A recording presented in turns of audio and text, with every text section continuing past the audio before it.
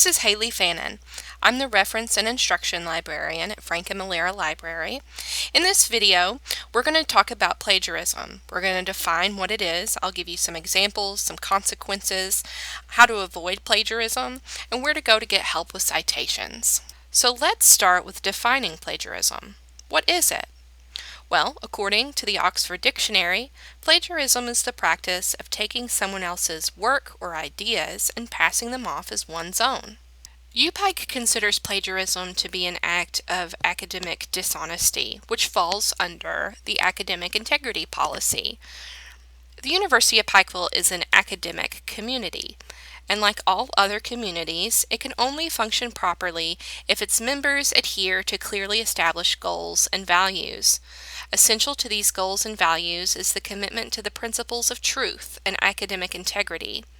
So UPIKE has adopted policies to address cases of academic dishonesty, which include this list. So cheating, plagiarism, which this video deals with, things like academic falsification, which would be like falsifying your grades or your GPA, unapproved collaboration, so working with another student on an assignment or a project in which your professor has not explicitly allowed you to do so.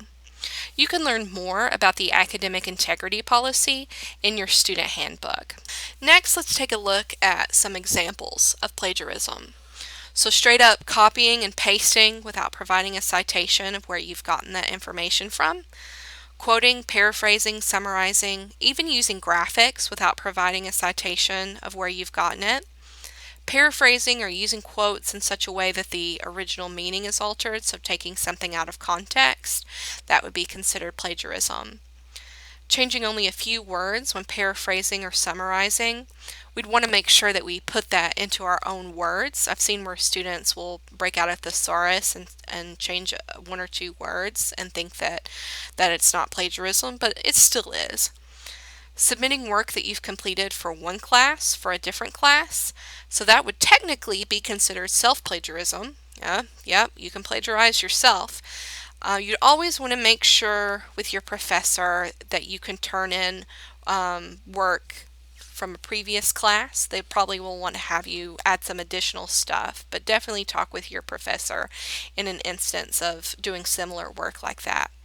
Also, purchasing, reusing a paper that someone else has written, that's definitely plagiarism. So plagiarism can be intentional or unintentional.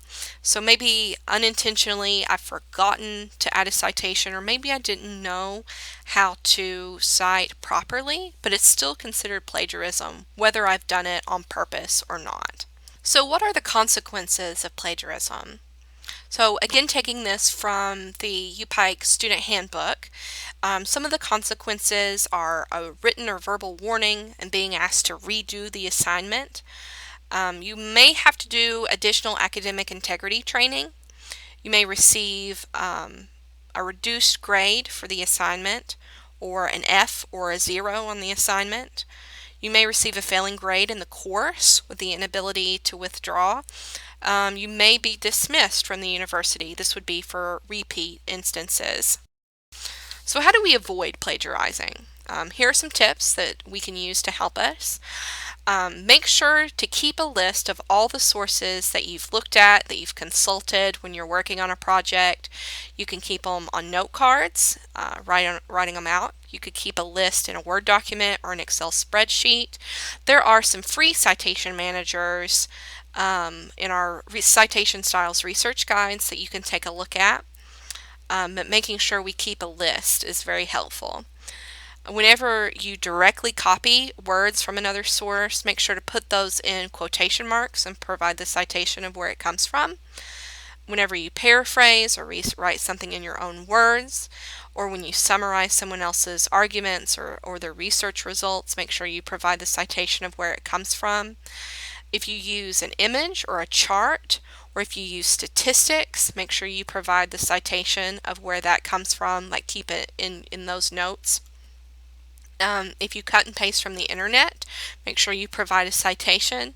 I feel like that is where it becomes the easiest to accidentally plagiarize, is when we can just copy and paste, highlight, copy and paste right into our Word document, and then we may forget to add that citation.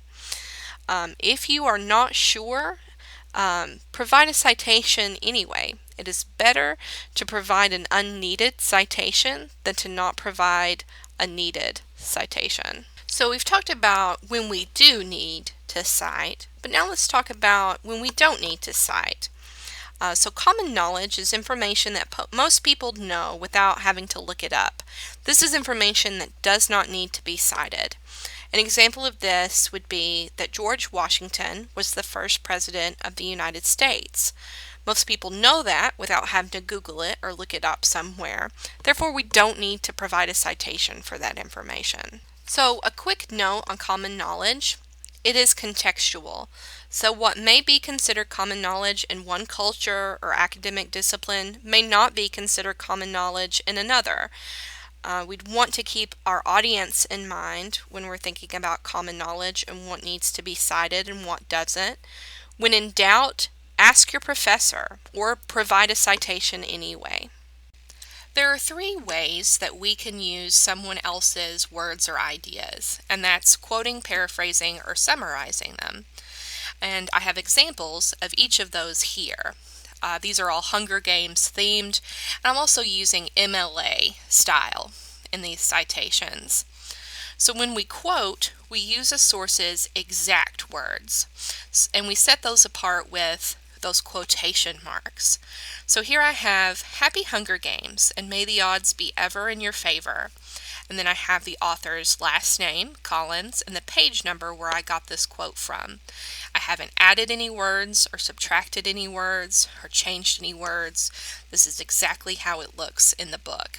I also want you to take a note of the punctuation here. The period goes at the end after my in-text citation, so after those parentheses. You'll be tempted to kind of put it within the quotation marks, but always save it for the very end.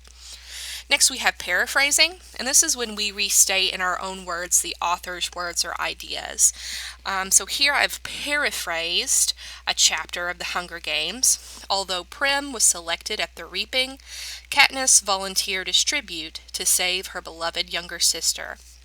Then I have the author's last name there again in parentheses, Collins, because these are not my plot points, these are not my characters.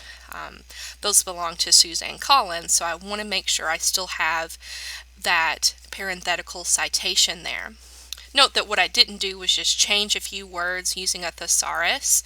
I read the chapter and then put it into my own words, and that's a skill that gets better the more you practice it. And then lastly, there's summarizing, and that's when I condense the author's words or ideas without altering the meaning. And so that's typically when I take a work as a whole and summarize the entire work. And that's what I've done here, is I've given a 3-sentence summary of the first Hunger Games book. Katniss is a 16-year-old girl from District 12 who volunteers for the 74th Hunger Games after her 12-year-old sister Primrose is picked for the reaping.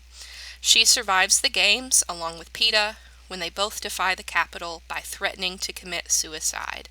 And then again I have the author's last name, because even though I've put this in my own words, these are still Suzanne Collins's characters and ideas, plot points, and so I don't want to, take credit for creating any of that. There are different styles or formats that we use when we're citing sources, and you always want to make sure to ask your professor when you're writing a paper or doing a project, what citation style should I be using? I have the 3 kind of most popular citation styles listed here for you.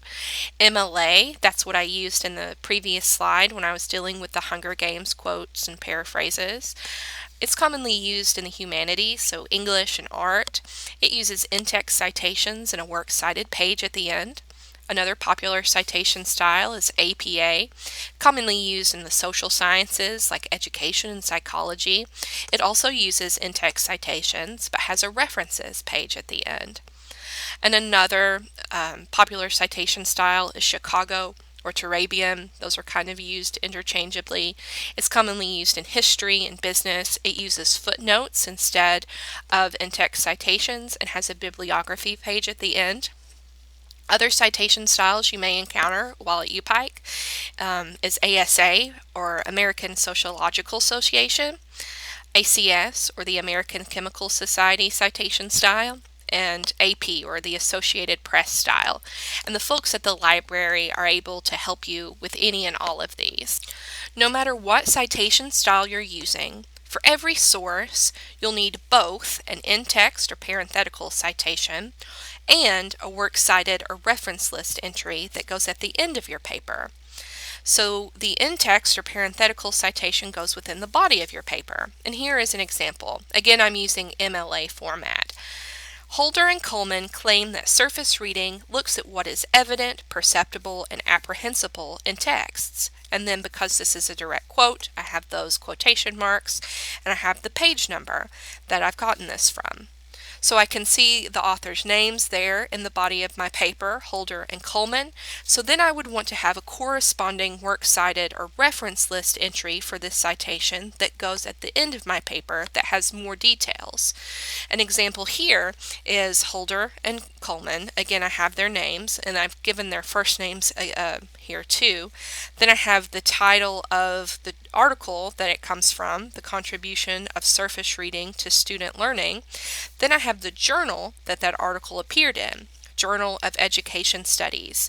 And then we have the volume, issue, the year that it was published, and the page numbers that this article is in.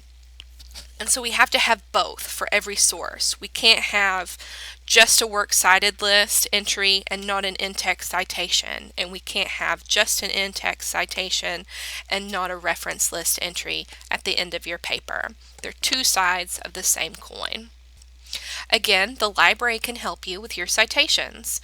We've put together a citation styles research guide to help you get started with citations and formatting your papers. I'll put a link to that after this video tutorial.